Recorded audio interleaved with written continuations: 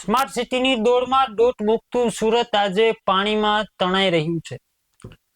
જે રીતે ચોમાસાની શરૂઆત છે તે ગુજરાતની અંદર થઈ ચૂકી છે। ક્યાંક જિલ્લાઓમાં વધુ વરસાદ છે તો ક્યાંક ઓછો વરસાદ છે। તો વાત કરીએ દક્ષિણ ગુજરાતની, તો તેમાં જે સુરત સિટી છે, જેને ડાયમંડનું પ્લેસ કહેવામાં આવે છે, આ સુરત સિટીની અંદર છેલ્લા કેટલાક દિવસોથી વરસાદ છે તે વરસી રહ્યો છે અને સુરતના અનેક વિસ્તારો આ પાણીમાં ગરકાવ થયા છે।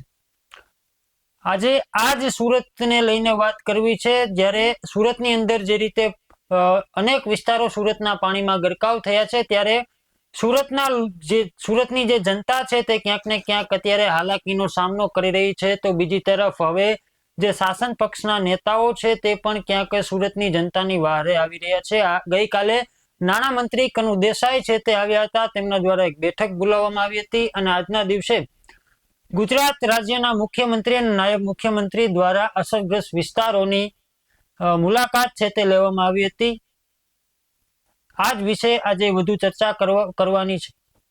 નમસ્કાર, આપનું સ્વાગત છે BS9 ન્યૂઝમાં। આપની સાથે હું છું રાજેશ જોશી અને હું છું પ્રદીપ પાઠક। તો જે સુરતની જે દિશા બદલાય છે, સુરત અત્યારે જે પાણીમાં ગરકાવ થયું છે, આજના દિવસે જે મુખ્યમંત્રી અને નાયબ મુખ્યમંત્રી આ મુલાકાતે આવ્યા છે તેને જ લઈને વધુ વાત કરવી છે। સૌપ્રથમ જે નાયબ મુખ્યમંત્રી હર્ષ સંઘવી છે તેમનું શું નિવેદન છે તે એક વખત સાંભળી લઈએ। ખાડીના કારણે જે પાણી ભરાવાનું જે કારણ જે ભૂતકાળમાં બી સામે આવ્યું હતું, એ પર કડક પગલાં ભરવામાં આવશે। સાથે સાથે કોઈ બી જગ્યા પર મહાનગરપાલિકા હોય કે બીજું પ્રશાસન હોય, કોઈ બી લેપ્સ થઈ હોય તો એની સંપૂર્ણપણે તપાસ થઈને એ લોકો પર પગલાં ભરવામાં આવે। કોઈ બી રોડ, બીજા કોઈ બી કામગીરી જેની અંદર નવા કામગીરી થઈ હોય અને જે તૂટ્યા હોય અને એ કામગીરીની અંદર જો કોઈ બી વીકનેસ હોય તો એની ઉપર બી પગલાં બી ભરવામાં આવે ને જરૂર લાગે તો ફોજદારી પગલાં બી ભરવામાં આવે, તેની બી સૂચના સૌ અધિકારીઓને આપવામાં આવી છે। ભવિષ્યની અંદર આવા વરસાદના કારણે ખાસ કરીને ખાડીને લઈને સુરત શહેરમાં પૂર ના આવે તે માટે ફૂલ પ્રૂફ પ્લાન બનાવવામાં આવે તે માટે સૂચના આપવામાં આવી છે। 500 કરોડ રૂપિયાનું આજે એમને ખાસ કરીને ખાડી માટે 500 કરોડ રૂપિયા ખાડી આખી જેને રીડેવલપમેન્ટ કરવાની છે, ઊંડાણ કરવાનું છે, આસપાસમાં જો કોઈ ઇલીગલ એન્ક્રોચમેન્ટ હોય તો એને નિકાલવામાં આવે તે માટે બી સૂચના આપવામાં આવી છે। અને સાથે સાથે કાલે સાંજ સુધી તમામ વિભાગોએ, ખાલી જિલ્લા પ્રશાસન એકલા જો કામગીરી કરશે તો કેશડોલ પહોંચાડતા 2-4-5 દિવસ લાગી શકે છે। તેથી આજે સૂચના આપવામાં આવી છે કે બધા જ વિભાગો સાથે મળીને કામગીરી કરે ને કાલ સાંજ સુધી કેશડોલ આપવામાં આવે, ઘર વખરી બી તમામ લોકોને પહોંચી જાય તે માટેની બી વ્યવસ્થા કરવામાં આવે।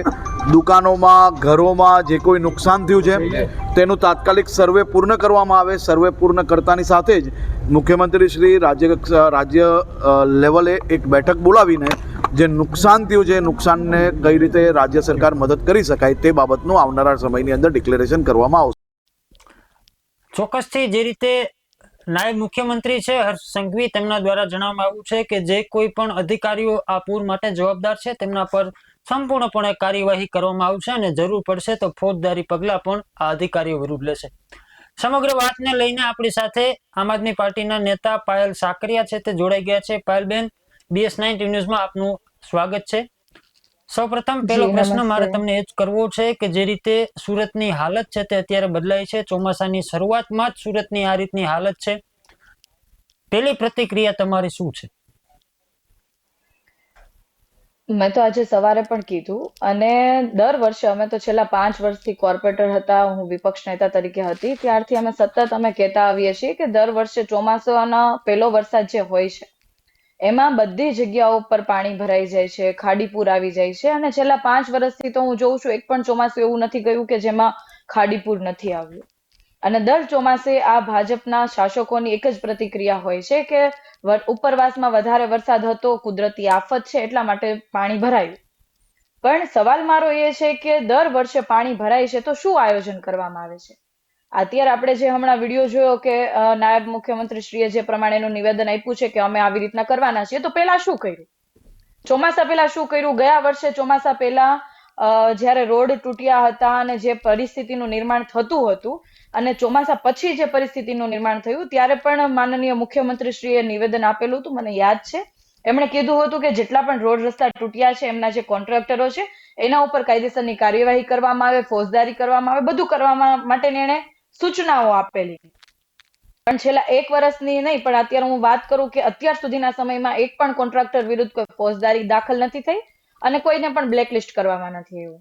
એનું મુખ્ય કારણ એ છે કે જે કોન્ટ્રાક્ટરોને કોન્ટ્રાક્ટ આપવામાં આવે છે એ પહેલા તો કમલમ ખાતે એમની મીટિંગ થાય છે અને એમના જે વહીવટો જે હોય એ વહીવટો આપ્યા પછી જ એ કોન્ટ્રાક્ટરને કોન્ટ્રાક્ટ આપવામાં આવે છે. કોન્ટ્રાક્ટરો ઘણા બધા પોતે સ્વીકારે છે અને ઘણી બધી વખતે અમને કહેતા હોય. અને જે પાણી ભરાવાની વાત છે, આજના મેં ઇન્ટરવ્યુ જોયા, માનનીય મુખ્યમંત્રીશ્રીએ પણ જે પ્રમાણે વાત કરી છે અને માનનીય ઉપમુખ્યમંત્રીશ્રીએ પણ કીધું કે ખાડીના દબાણો દૂર કરવામાં આવશે. પહેલો સવાલ તો હું એ કરવા માંગુ છું કે ખાડીનું દબાણ થયું કેવી રીતે? અને જ્યારે ખાડીનું દબાણ થતું હતું ત્યારે શાસકો શું કરતા હતા અને શાસકોની સાથે સુરત મ્યુનિસિપલ કોર્પોરેશન શું કરતું હતું? જ્યારે કોઈ પણ સામાન્ય વ્યક્તિ પોતાનો પહેલો માળ પણ બાંધતો હોય તો તરત અધિકારી તે પહોંચી જતા હોય છે, એમને નોટિસો આપતા હોય છે, તમારી સાથે એ જ સવાલ હતો બીજો, એ જ સવાલ હતો કે 30 વર્ષથી જો ભાજપનું શાસન છે અને જો દબાણ થઈ ગયું છે તો તમને અત્યારે ધ્યાનમાં આવ્યું તો 30 વર્ષથી શાસન ચાલે છે તો દબાણ થયું, તમારા રાજમાં દબાણ થયેલું હશે ને, ત્યારે ધ્યાનમાં નહીં આવ્યું? 100%ની વાત છે, 100%ની. પણ ત્યારે જે તે સમયે વહીવટ થયો હશે. અત્યારે શું વાત કરી કે અમે દબાણ હટાવશું એટલે જેની બી મિલકત હશે મિલકત તૂટશે, પણ જે તે સમયે જે તે અધિકારીઓના રાજમાં થયું તો અધિકારીઓ પર એક્શન ક્યારે લેવાશે? અને એ સમયના નેતાઓ કોણ હતા, એ શું કરતા હતા? અને દર મહિને ધારાસભ્યોની મિટિંગો થાય છે ભાઈ, અને એમાં કલેક્ટર પણ હાજર હોય છે, મ્યુનિસિપલ કમિશનર પણ હાજર હોય છે, અને તમામ પદાધિકારીઓ પણ હાજર હોય ને તમામ રાજ્ય સરકાર કોર્પોરેશનના બધા અધિકારીઓ હાજર હોય. તો દર વર્ષે અને દર મહિનાની આ મિટિંગોની અંદર ધારાસભ્યો શું કરે છે? આવી જ્યારે કોઈ ઘટના બને ત્યારે ખાલી એમ કે અમે વિઝિટ કરી, સંકલન કરીશું, આ કરીશું, પણ અત્યાર સુધી શું કર્યું? દર વર્ષનો આ પ્રશ્ન છે. 1 વર્ષે આ પ્રશ્ન ઉભો થાય તો બરાબર 30 વર્ષથી જેની સરકાર હોય, એક હથ્થુ સરકાર હોય, ટ્રિપલ એન્જિનની સરકાર હોય, પ્રચારમાં ખૂબ મોટી ટ્રિપલ એન્જિનની વાત કરે, પણ હકીકતની વાત એ છે એક કઈ એન્જિન કામના નથી. બધા જ એન્જિન કહેવાય ને કે બગડેલા અને માત્ર કોઈ આંગળી ચીંધે એ બાજુથી હાલતા, બધી પપેટથી હાલતા એન્જિનો છે. ના તો મેયરનું કઈ ચાલે છે, ના તો ધારાસભ્યનું કઈ ચાલે છે. હજી પરમ દિવસની વાત કરું તો ભાજપના ધારાસભ્યએ એવું કીધું કે અધિકારીઓના ભૂલે આ થઈ છે, તંત્ર કામ નથી કરતું એટલે આવું બધું થયું છે. દર વર્ષે ચોમાસાની અંદર પૂર આવે, તંત્ર ઉપર એમણે માસલા ઢોળ્યા.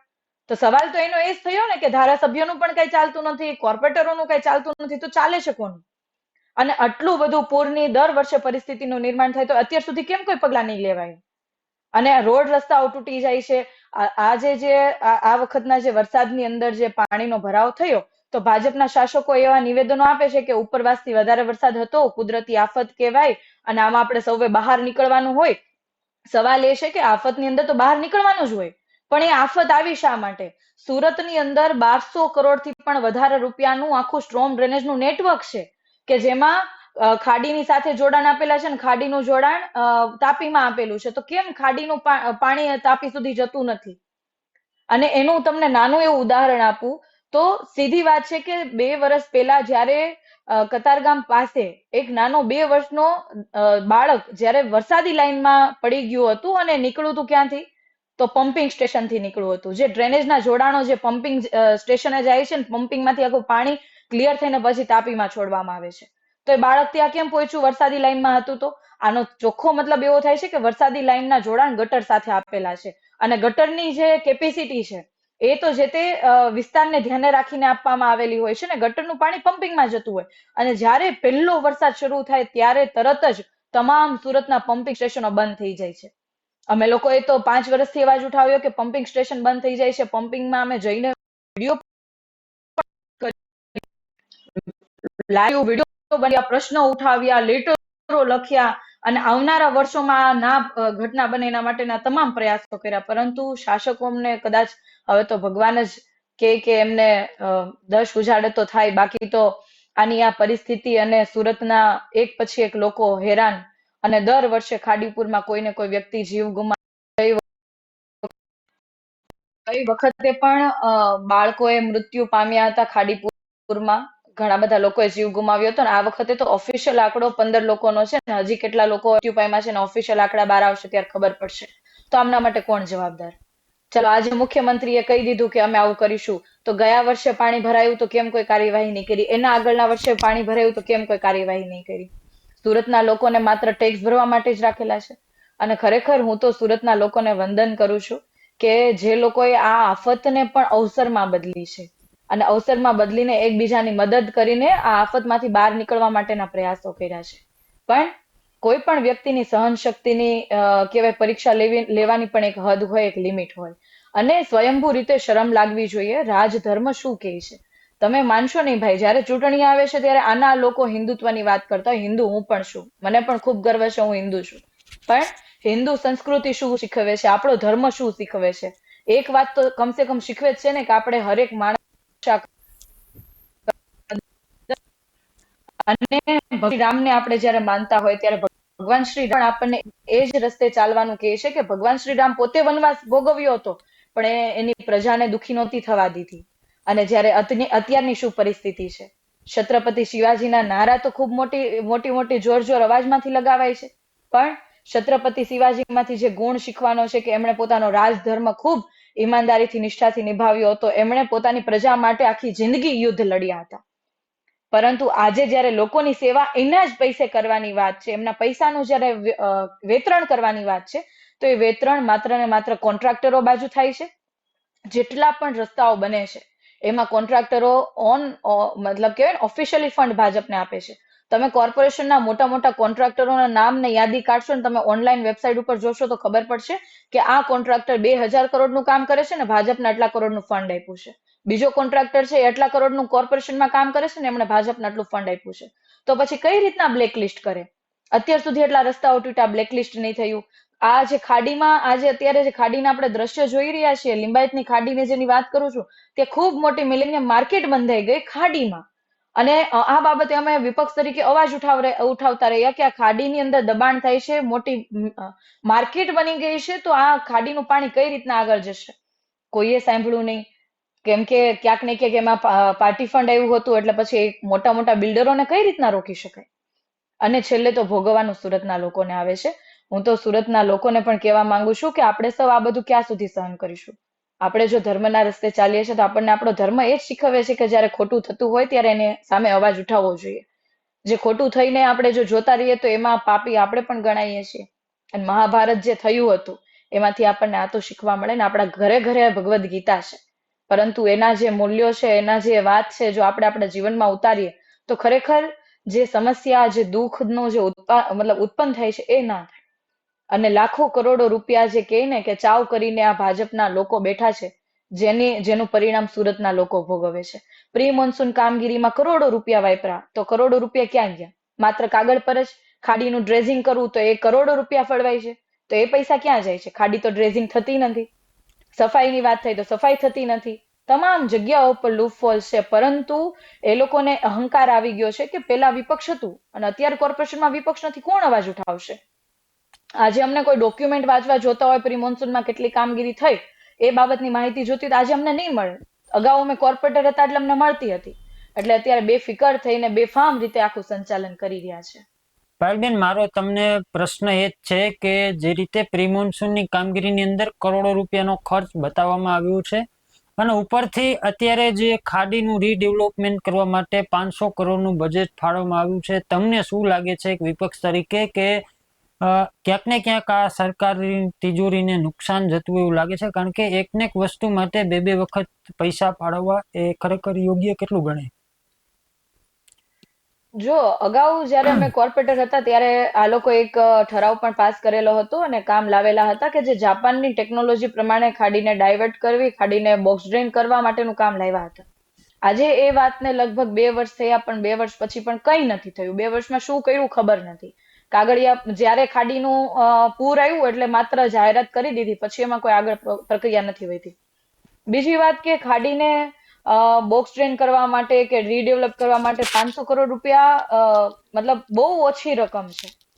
કારણ કે મારા વિસ્તારની અંદર જે ખાડી બોક્સ ડ્રેન થઈ રહી છે માત્ર ને માત્ર 1.5-2 કિલોમીટરના અંતરની અંદર જ બોક્સ ડ્રેન થઈ રહી છે, તો પણ 300 કરોડ આસપાસનું એનું બજેટ છે. તો આ તો આખા સુરતમાંથી ખાડી પસાર થાય છે. એને ડેવલપ કરવી એટલે ખૂબ કરોડો રૂપિયાનું બજેટની ફાળવણી થાય ત્યારે પોસિબલ છે, એ પહેલા પોસિબલ નથી. આ માત્ર ને માત્ર આવનારા વર્ષે જે ચૂંટણી આવે છે, ચૂંટણીને લક્ષીને આખી આ બધી મિટિંગો, સમીક્ષાઓ, આ બધું થઈ રહ્યું છે.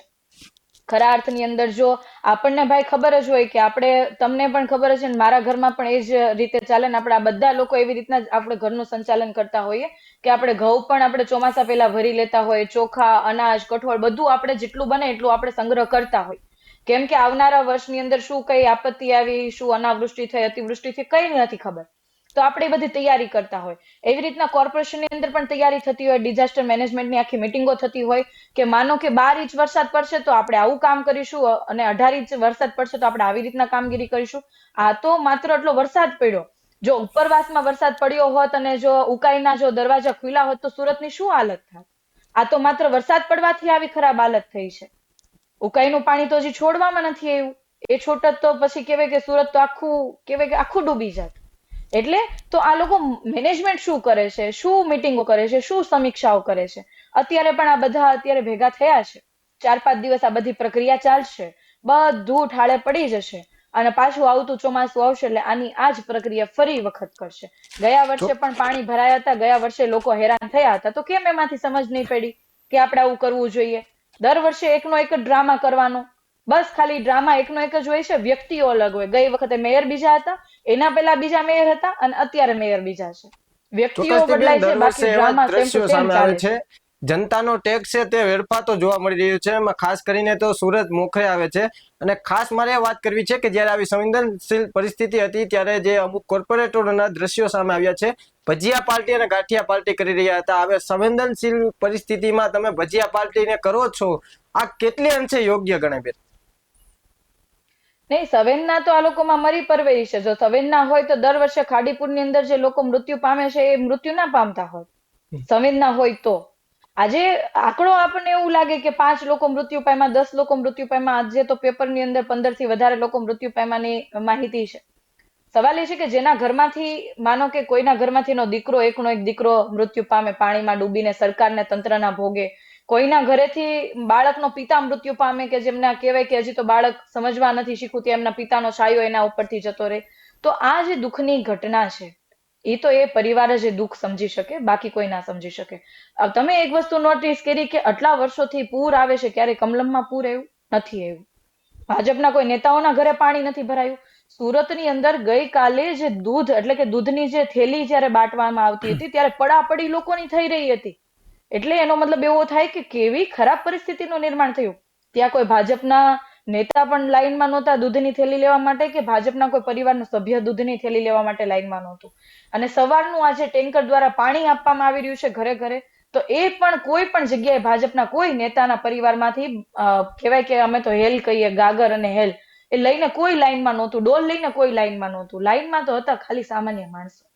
અને સામાન્ય માણસોની પરિસ્થિતિ આવી હાલત કરીને પછી શું આ લોકો મીડિયામાં આવીને કહે છે કે ખૂબ વધારે વરસાદ હતો એટલા માટે આવું થયું? એટલે સામાન્ય માણસ શું વિચારે કે હા સાચી વાત છે, બિચારા આ લોકો પણ શું કરે? પણ સામાન્ય માણસને નથી ખબર કે એ ખૂબ કરોડો રૂપિયાનો ટેક્સ ભરે છે, આખી જિંદગી ટેક્સ ભરે છે. અને આ જે પૂર ના આવે, પાણી ના ભરાય, એના માટેની વ્યવસ્થા કરવાની જવાબદારી જે તે સ્થાનિક તંત્રની હોય. એ સામાન્ય માણસને ખબર જ નથી. કેમ કે સામાન્ય માણસ આ બધું ખબર રાખવા જાય તો ધંધો કોણ કરે? ધંધો નહીં કરે તો એમનું ઘર નહીં ચાલે. એટલે તમામ લોકોને ડાયવર્ટ એવી રીતના લાગણીશીલ કરવામાં આવે છે કે કોઈને ખબર નથી રહેતી કે એમની સાથે શું થઈ રહ્યું છે.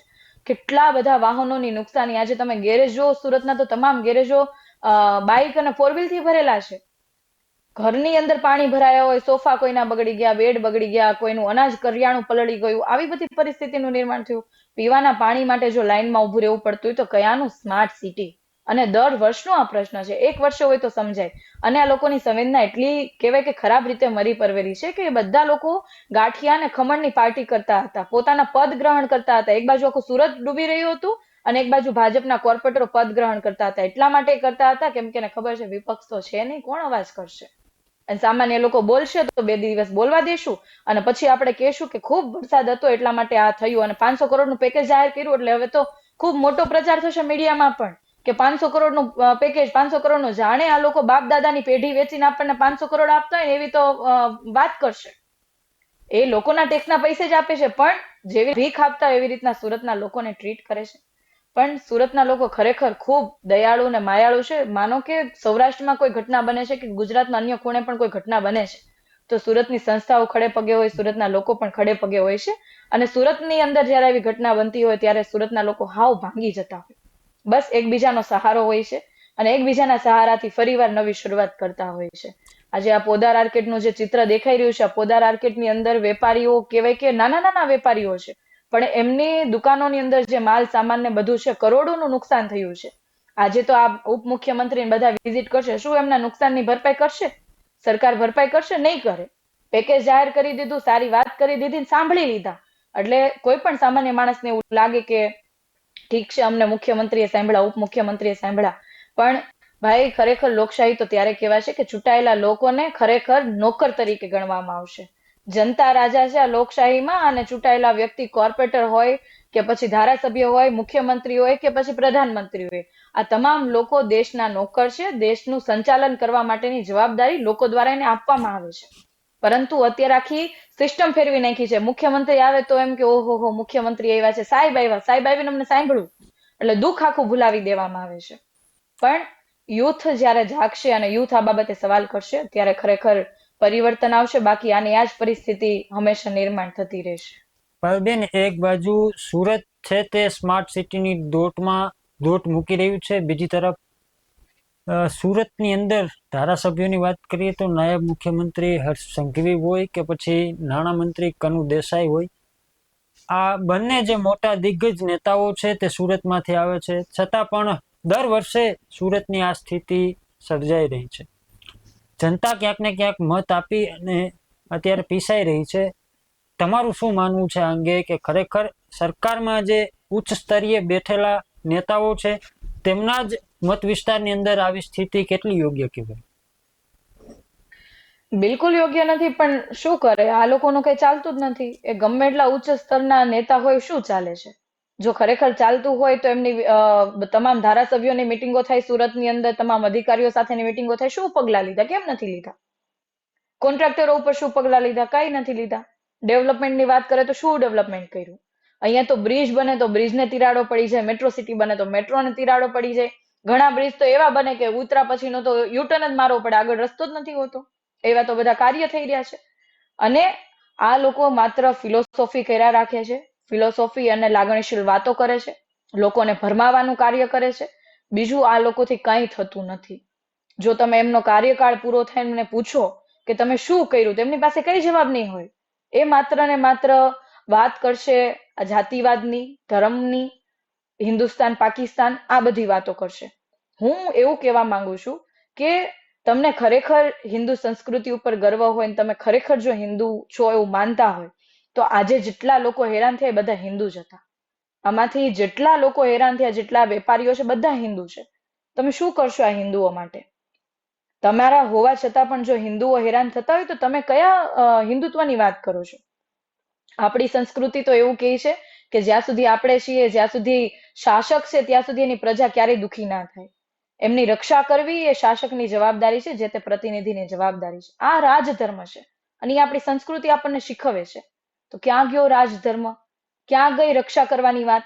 તમારા જ શાસન દરમિયાન 15-20 લોકો મૃત્યુ પામે છે અને દર વર્ષે મૃત્યુ પામે છે, અને છતાં તમે એનું કઈ જ નિરાકરણ નથી કરી શકતા. તો ખરેખર આ લોકોને કહેવાય કે પદ ઉપર બેસવાની કઈ છે જ નહીં, બેસવું જ ના જોઈએ. ખરેખર એમને જાતે રાજીનામું આપી દેવું જોઈએ. જો એ રક્ષા ના કરી શકતા હોય વિસ્તારના લોકોની, સુરત શહેરના લોકોની, અને એ પ્રમાણેની કામગીરી ના કરી શકતા હોય, ખરેખર રાજીનામું આપીને ઘરે બેસી જવું જોઈએ.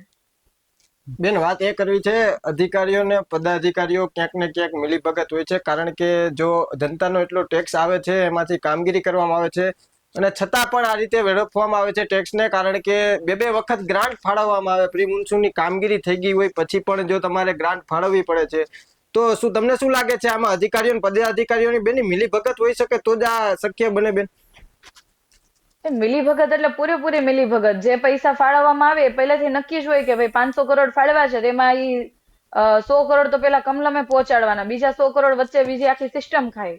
અને 300 કરોડનું કામ કરવાનું હોય, 300 કરોડમાં કામમાં પાછો કોન્ટ્રાક્ટર બીજા 100 કરોડ ખાઈ જાય, વાય વધે 200 કરોડની કામગીરી થતી હોય, એમાં નાનો મોટો વિક્ષેપ આવે એટલે કામ થાય ખાલી 100 કરોડનું.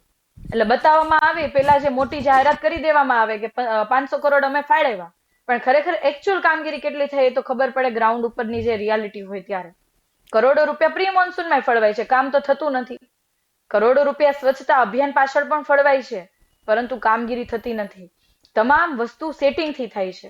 આજે તમે જુઓ સુરતની અંદર આખી ડમ્પિંગ સાઇટ અબજો કિલોના ઢગલા સાથે ત્યાં પડી છે, ખૂબ મોટો કચરાનો ઢગલો છે. અમે લોકોએ તો લાઈવ કર્યું, અમે અવાજ ઉઠાવ્યો, રાજ્યના મુખ્યમંત્રીને આવેદન આપ્યા, પ્રધાનમંત્રીને આવેદન આપ્યા, સ્વચ્છ સર્વેક્ષણની ટીમને આવેદનો આપ્યા, પણ થયું કશું નહીં. કેમ કે તમામ જગ્યાઓ પર એવોર્ડ લેવા માટેની આખી સિસ્ટમ સેટઅપ કરેલી છે. બધી જ વાતના એવોર્ડ સુરતને મળે, અમને એક બાજુથી ખૂબ પ્રાઉડ થાય કે ભાઈ અમારી જે કર્મભૂમિ છે સુરત સિટી, આ સુરત સિટીને એક પછી એક કહેવાય કે સ્માર્ટના મતલબ ડ્રેનેજનો હોય કે પછી કચરાના હોય કે અલગ અલગ વોટરના હોય, તમામ જગ્યાઓ પર જ્યારે એવોર્ડ મળતો હોય તો પ્રાઉડ થાય. પણ દુઃખ એટલા માટે લાગે કે આ તમામ એવોર્ડ માત્ર ને માત્ર સેટિંગથી લાવવામાં આવે, ખરા અર્થની અંદર કામગીરી કરીને લાવવામાં આવતા હોય તો વાંધો ના આવે. આજે જો આ પાણી ભરાયું છે, આનો મતલબ એવો થાય કે આખી સ્ટ્રોમ ડ્રેનેજ નેટવર્ક આખી ફેલ થઈ છે. છતાંય તમે જોજો હમણાં મતલબ ચોમાસું પૂરું થાય એટલે એવોર્ડનું જયારે સર્વેક્ષણ આખું ચાલુ થશે, ફરીવાર સુરતને એવોર્ડ મળશે. તો કયા પ્રકારનો એવોર્ડ મળે છે? સીધી વાત છે. એટલે બધા પૈસા જે છે કમલમ મજબૂત બને છે, કમલમમાં બેઠેલા નેતાઓ મજબૂત બને છે, એમના મળતિયાઓ મજબૂત બને છે, અને બાકી લોકોને એકદમ કહેવાય ને કે યોજનાના નામનો લોલીપોપ પકડાવી દેવામાં આવે છે કે 500 કરોડની યોજના, 500 કરોડ અમે જાહેર કર્યા. પણ આ જ વસ્તુ આપણે આવતા વર્ષે ફરીવાર પૂછું કે એ 500 કરોડમાંથી શું કામ થયું, તો તમને કહેશે કે કઈ કામ નથી થયું. સુરતનું 11,000 કરોડનું બજેટ છે, પણ આ 11,000 કરોડના બજેટમાંથી માત્ર ને માત્ર 4,000 કરોડ માંડ વાપરતા હશે આ લોકો. બાકીના જે પૈસા છે એ કેવી રીતના ચાવ કરી જાય છે. તમે ઓડિટની ફાઇલો તમે ગોતો તો ઓડિટની ફાઇલો ગુમ થઈ જાય છે, લાખો કરોડોનો સામાન લઈ લેવામાં આવે અને બગાડી દેવામાં આવે છે. તો આવું બધું આખી સિસ્ટમ એકદમ બેફામ રીતે ચાલી રહી છે. લોકોના જે વેરાના પૈસા છે આવી રીતના બેફામ ઉડાવવામાં આવી રહ્યા છે. અને આ વખતે તો ખરેખર આ વખતે તો ઠીક છે, છેલ્લા 4 વર્ષથી અમે જોઈએ છે, 4 વર્ષથી લોકોના ટેક્સનો પૈસો આવી રીતે જ રોડ પર નદી બનીને વહી જાય છે. કેમ કે આખું સુરત નદી જેવું થઈ જાય, રસ્તાઓ નદી જેવા થઈ જાય છે. અમારે લોકોએ ડુમસ જવાની જરૂર નથી, ડુમસ અમારે નજીક આવી જાય એવી પરિસ્થિતિ થાય છે. બેન, એક અંતિમ પ્રશ્ન મારો તમને એ છે કે જે વાત તમે કરી કે નેતા ખરેખર નોકર બનીને કામ કરે ત્યારે તે સાચા નેતા કહેવામાં આવે છે, આ એક વાત તમે આગળની વાતમાં કરી છે. કદાચ આગળના દિવસોમાં તમારી પાર્ટી સત્તા ઉપર આવે, આમ આદમી પાર્ટી સત્તા ઉપર આવે, તો તમે અથવા તો તમારા નેતા આ રીતે કામ કરશો? શું કેવું તમે? ભાઈ, અમે તો વિપક્ષમાં ખાલી મહાનગરપાલિકામાં હતા તો પણ અમે કામ કર્યા છે. અમે મારા વિસ્તારની અંદર જે ખાડી પેક કરવા માટે અમે આંદોલનો કર્યા, ધરણા કર્યા, ખાડી પેક કરવાનું બજેટ જે ફળવાયું, બજેટની અંદર અમે પૈસા સરકારમાંથી નહોતા આવતા તો ત્યાં સચિવાલય આવેદન આપવા માટે ગયા, ઘણા પ્રયાસો કર્યા. અમે અમારી ક્ષમતા પ્રમાણે વિપક્ષમાં હોવા છતાંય અમે અમારી ક્ષમતા પ્રમાણે અમે કરી શકતા હોય તો આ લોકો પાસે તો સત્તા છે અને આવનારા સમયની અંદર આમ આદમી પાર્ટીની સરકાર બનશે તો આવી ઘટના તો અમે નહીં જ બનવા દઈએ. તો અમે પોતે જવાબદારી આપીએ. કેમ કે અમારે કહેવાય કે અમે જેટલા પણ આમ આદમી પાર્ટીના સૈનિકો છે, કાર્યકર્તાઓ છે, તમામનું ખાલી એક જ લક્ષ્ય છે કે આખી સિસ્ટમ ફરવી જોઈએ, પરિવર્તન થવું જોઈએ. કેમ કે જે પાણીની અંદર સામાન્ય લોકો પીસાય છે એ જ પાણીમાં મારો પરિવારે પીસાય છે. મારા ઘરમાંથી ને મારા 2 ભાઈ એ જ રસ્તા પર ચાલે છે જ્યાં પાણીના ભરાવા થયા છે. મારો ભાઈ પણ નાની એવી ઓફિસની અંદર જોબ કરે છે કે જ્યાંથી એને આવવામાં 2-3 કલાક રાહ જોવી પડે છે. મારા ઘરે મારી મમ્મી ચિંતા કરે છે કે મારી છોકરી ગઈ છે તો પાછી ક્યારે આવશે. બરાબર, તો અમે પોતે આ વસ્તુને ફેસ કરીએ છીએ કે ખરેખર હું સમસ્યા છે ને આપણે તમામ લોકો કેનાથી પીડાઈએ છીએ. એટલે આ સમસ્યાનું નિરાકરણ કરવા માટે જ અમે લોકો રાજનીતિની અંદર આવ્યા છીએ. અને રાજનીતિની અંદર માત્ર ને માત્ર અમારો લક્ષ્ય એટલો જ છે કે આખી સિસ્ટમ ફરવી જોઈએ. નેતા નોકર છે, એ બોસ નથી. અને એ સિસ્ટમ તો અમે લાગુ કરીને જ રહેશું. જ્યારે અમારી સરકાર બનશે અમે બતાવીને રહેશું ને ફરીવાર આપણે આ બાબતે ડિબેટ પણ કરીશું. હું પોતે આપણી વચ્ચે આવીને કહીશ કે જો અમે કીધું તું એ કરી બતાવ્યું. અમે કોર્પોરેશનની અંદર વિપક્ષમાં હતા છતાં અમે કીધું તું એ કરી બતાવ્યું હોય તો સરકાર બને તો પછી વાત જ અલગ થાય. ચોક્કસથી બેન, આ સમસ્યા એ છે, લોકો પણ એ છે, અધિકારીઓ અને પદાધિકારીઓ બદલતા રહે છે, પરંતુ આના સમસ્યા કેટલા સમય સુધી સુરતવાસીઓને જે સામનો કરવો પડે છે તે જોવાનું રહેશે. આ બાબતની સાથે જોડાયા તે બદલ આપનો ખૂબ ખૂબ આભાર. સુરતમાં જે પાણી ભરાયું અને જે દ્રશ્યો સામે આવ્યા છે, ઘણા લોકોના ઘરોમાં પાણી ઘૂસ્યા છે, તો ઘણા લોકોના જે વેપાર રોજગાર ધંધો હોય છે તેનામાં ઘૂસ્યા છે. સમસ્યા એ જે છે, લોકો પણ એને છે, પરિસ્થિતિ જે છે તે પણ એને છે. લોકો બદલાય એટલે કે પદાધિકારીઓ બદલાય છે ને અધિકારીઓ બદલાય છે, પરંતુ જે આ અધિકારીઓ અને પદાધિકારીઓના ભ્રષ્ટાચારને કારણે એને મિલીભગતના કારણે અને પાપના કારણે લોકોને છે ક્યાંક ને ક્યાંક આ ભોગવવાનો વારો આવતો હોય છે. લોકો ક્યાંક ને ક્યાંક આમાં પીછાતા હોય છે. જે કહેવામાં આવી રહ્યું છે કે એક્શનો લેવામાં આવશે, જે પણ અધિકારી અને પદાધિકારી આમાં સંડોવાયેલો હશે તો તેના ઉપર આકરા પગલાઓ લેવામાં આવશે, પરંતુ આગામી સમયમાં કેવા આકરા પગલાઓ લેવામાં આવે છે તે પણ એક જોવાનું મહત્વ રહેશે, કારણ કે વાતો થાય છે પરંતુ કોઈ પણ અધિકારી ઉપર કે પદાધિકારી ઉપર હજુ સુધીમાં એવા આકરા પગલા લેવામાં નથી આવ્યા, જેથી કરીને દાખલો બેસે કે કોઈ બીજો પણ આવો અધિકારી કે પદાધિકારી ભ્રષ્ટાચાર કરે તો પેલા ચેતી જાય. પરંતુ હજુ સુધી એવો કોઈ દાખલો નથી આવ્યો કે એવા જે આકરા પગલા લેવામાં આવે છે. પરંતુ જનતાના ટેક્સનો અત્યારે તો વેરફાટ થઈ રહ્યો છે અને જનતા છે તે અત્યારે આ ચોમાસામાં છે તે પીડાઈ રહી છે. આગામી સમયમાં સુરત શહેરના જનતાને આ જે સમસ્યા છે તેનાથી ક્યારે નિરાકરણ આવે તે જોવાનું મહત્વનું રહેશે. આપ અમારી યુટ્યુબ ચેનલને સબસ્ક્રાઇબ કરવાનું અને અમારા ફેસબુક ચેનલને ફોલો કરવાનું ભૂલશો નહીં. બાકી અમારી સાથે જોડાયો તે બદલ આપનો ખૂબ ખૂબ આભાર.